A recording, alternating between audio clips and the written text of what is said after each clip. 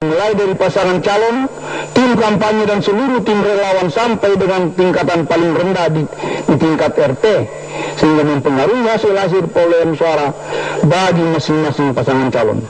Pada bagian lain putusan tersebut, yaitu pada paragraf 3.27, Mahkamah juga mempertimbangkan pelanggaran sistematis terjadi karena adanya pelanggaran money politik secara terorganisasi, terstruktur dan terencana dengan sangat baik sejak awal, yaitu dengan melakukan persiapan pendanaan secara tidak wajar untuk membayar relawan, melakukan rekrutmen warga sebagai relawan yang dipersiapkan dengan organisasi yang tepat.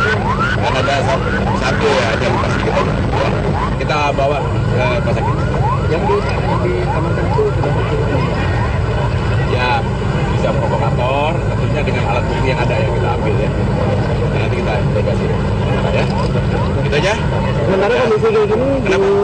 Gimana lagi Pak? Alat baru didatangin atau gimana? Ada, kita punya ya. Langsung disiagakan lagi Pak? Ada, kita pasang. Kita pasang nanti ya. Jelas ya? Oke. Tetap steril Pak? Kenapa? Tetap steril. Oke Pak. Udah. Jadi pengunjuk rasa ya tidak memprovokasi petugas ya, karena petugas sudah cukup sabar. Jadi ini sesuai prosedur Pak ya? Ya, betul. Perkap 01/2009 kita terapkan ya, kita bubarkan. Ya, dan dia merusak, nggak boleh ya. Gitu ya.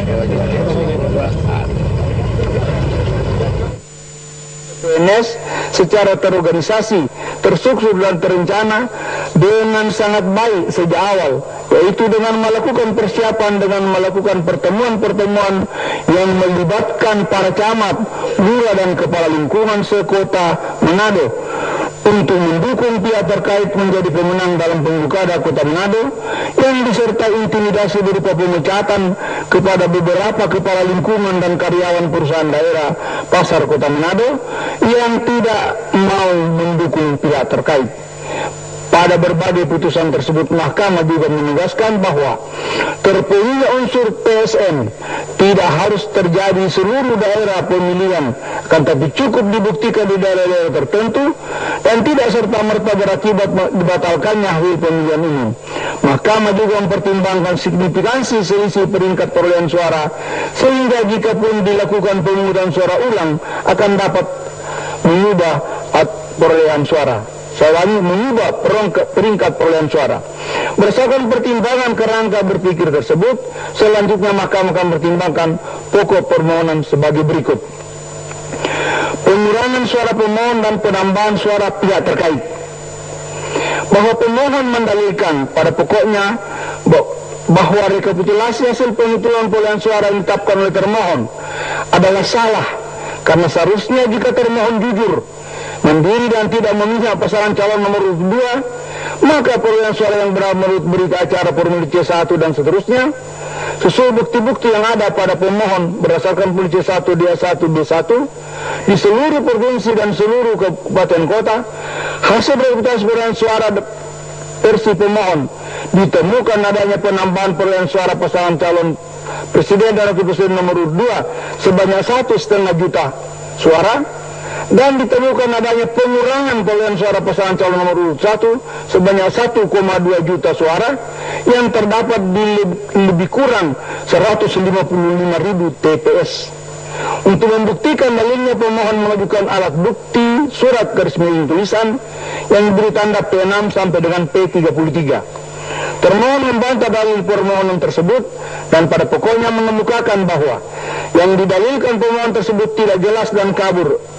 Seandainya pun benar dianggap telah terjadi kesalahan hitung yang mengakibatkan terjadi pengurangan perolehan suara pemohon dan terjadi penambahan perolehan suara pada pasangan calon lain, kuat non, maka pemohon seharusnya menerangkan secara rinci dan jelas mengenai terjadinya kesalahan hitung dimaksud. Untuk membuktikan bantahannya, termohon mengajukan saksi bernama Awaluddin, Agus Supriyatna dan seterusnya sampai Misna M atas. Pihak terkait juga membantah dari pemohon akuo. Pada pokoknya mengemukakan bahwa pemohon tidak dapat membuktikan sebaliknya mengenai angka perolehan suara yang berbeda dengan angka perolehan suara yang ditetapkan oleh termohon. Untuk membuktikan bantahannya, pihak terkait mengajukan bukti surat garis miring tulisan memberi tanda PT 3.1 sampai dengan PT 3.11, PT 3.13 sampai dengan PT 3.17, PT 3.19 sampai dengan PT 3.24 dan PT 3.29 serta saksi Didi Prasetyo dan seterusnya sampai dengan Lode Haimudin. Terhadap dalil tersebut, menurut mahkamah, dalil pemohon tidak menguraikan dengan jelas dan rinci pada tingkat mana dan di mana terjadinya kesalahan hasil penghitungan suara yang berakibat berkurangnya perolehan suara pemohon dan bertambahnya perolehan suara pihak terkait.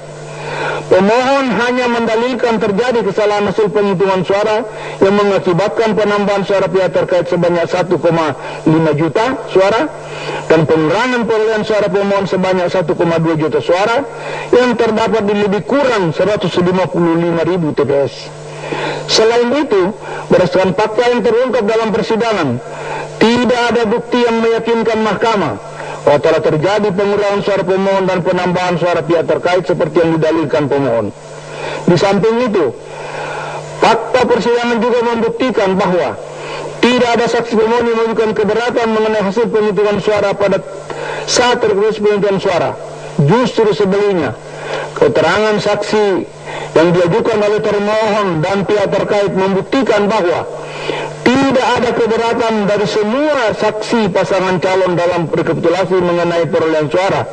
Video keterangan saksi termohon Awaludin dan seterusnya sampai M atas. Dengan demikian menurut mahkamah, dalil pemohon akuo tidak beralasan menurut hukum. Pengembalian DP4 sebagai sumber penyusunan DPS dan DPT. Menimbang bahwa pemohon mendalilkan yang pada pokoknya termohon telah melakukan perencanaan kecurangan secara terstruktur, sistematis dan masif, yaitu dengan cara mengabaikan DP4 data penduduk pemilih potensial pemilu sebagai sumber penyusunan DPS daftar pemilih sementara dan DPT daftar pemilih tetap, menambahkan jumlah DPT dan modifikasi daftar pemilih, modifikasi logistik pemilu dan celah keamanan elektronik yang berdampak sistemik dalam sistem IT termohon sesuai prosedur keamanan internasional yang menyebabkan terjadinya kecurangan. Untuk membuktikan dalilnya, pemohon mengajukan alat bukti surat garis miring tulisan yang diberi tanda PDPT 1 sampai dengan PDPT 34 dan ahli bernama Dr. A. Rashid Saleh MSI dan Marwah Daud Ibrahim PhD. Termohon membantah yang pada pokoknya bahwa proses penyusunan dan penetapan DPT pada setiap jenjang melibatkan pengawas pemilu, peserta pemilu, dan pemangku kepentingan lainnya. Pada setiap penyusunan DPT, peserta pemilu diberikan kesempatan memberikan tanggapan dan masukan untuk penyempurnaan. Namun demikian, kesempatan tersebut tidak secara maksimal digunakan oleh peserta pemilu, sehingga rekapitulasi tingkat nasional tidak ada keberatan terhadap hasil pemutahiran data pemilih. Untuk membuktikan bantahannya, termohon mengajukan alat bukti surat garis miring tulisan yang diberi tanda bukti TKPU 1 sampai dengan TKPU 5. Bawaslu dalam keterangan tertulisnya menerangkan yang pada pokoknya bahwa pengawasan penyusunan data pemilih dan penetapan daftar pemilih dilakukan dengan upaya pencegahan pelanggaran berupa instrumen ataupun instruksi kepada jajaran pengawas pemilu untuk mengawasi pemutakhiran daftar pemilih mulai dari tingkat TPS hingga provinsi. Upaya pencegahan tersebut kemudian dilanjutkan dengan meneliti dokumen daftar pemilih yang telah ditetapkan oleh KPU. Hasil analisis tersebut kemudian dituangkan dalam rekomendasi apabila ditemukan adanya kekeliruan dalam pemutakhiran data pemilih presiden dan wakil presiden tahun 2014. Adapun terkait dengan penanganan pelanggaran dalam penyelenggaraan tahapan pemutakhiran data pemilih dan penetapan daftar pemilih presiden dan wakil presiden tahun 2004, Bawaslu tidak menerima laporan dugaan pelanggaran. Terhadap dalil mengenai pengabaian DP4 dalam penyusunan DPS maupun DPT setelah mempelajari secara saksama dalil pemohon, termohon dan pihak terkait, berikut bukti dan keterangan ahli masing-masing pihak serta keterangan Bawaslu, maka mempertimbangkan sebagai berikut. Bahwa DPT merupakan tahap akhir dari suatu proses yang terdiri atas tahap-tahap lain yang mendahulunya. Dalam tahap-tahap tersebut terdapat kerangka waktu tertentu yang ditetapkan oleh peraturan perundang-undangan yang relatif cukup bagi penyelenggara, dalam hal ini KPU dan jajarannya, secara berjenjang sampai pada tingkat KPPS yang sangat dekat